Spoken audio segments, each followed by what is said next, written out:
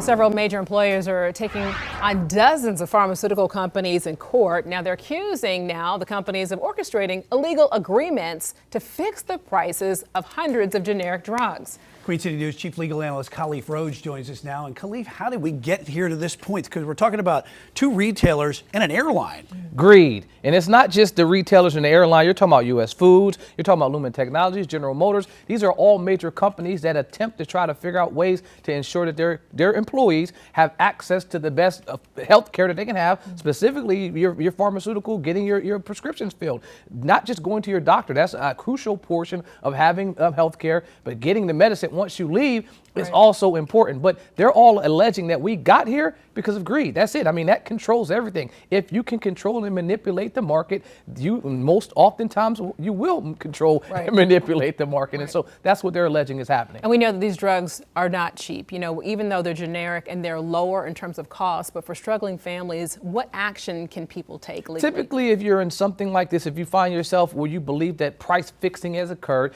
normally you'll be encouraged to reach out to your attorney general for your state. And if you believe that there's some widespread action like that, normally law firms will reach out and there will be some type of attempt to create a class. You have to be similarly situated. You have to have alleged that the same thing have happened to you. I mean, I believe something like this happened years ago with CVS, and I was a part of it. I may have received 50 cents or something like that because they were, creating engaging in some type of action, and we jumped onto the class. But most of the time, the state will take action, or the federal government will take action and say, listen, this is something you can't do. And these companies are already being sued by the federal government. So that's normally the course and the route that it goes. A judge's decision, can that impact the price of generic drugs going forward? I mean, typically it would. If a judge says that you guys were engaging in this type of behavior, they would get the judge to say you can't do this going forward, and some type of rollback in terms of money coming back to the individual. So my question for you is, we all know when drugs go off patent and they become generic. I mean, this is a money business. As you started this off saying, hey, it's greed. People are in business to make money. Is this a legal way for companies to do this to make money when a drug goes generic? I love that question, and they talk about that plaintiffs do in their complaint. We're in a free market society, right? And capitalism is great, but the only way that it works is if it's fair.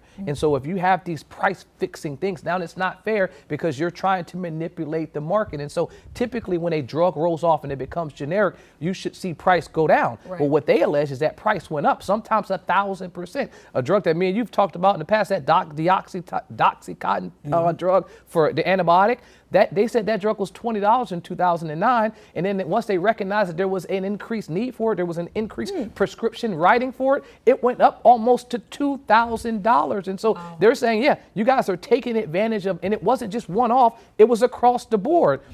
That's an example that they said, okay, folks aren't writing generics, so now we'll just go ahead and jump on this other generic and we'll increase the price by 4,000 or 5,000%. Drug prices here in the United States, always a problem and an issue because they spike it up so much. Khalif Rhodes, thanks. Thanks.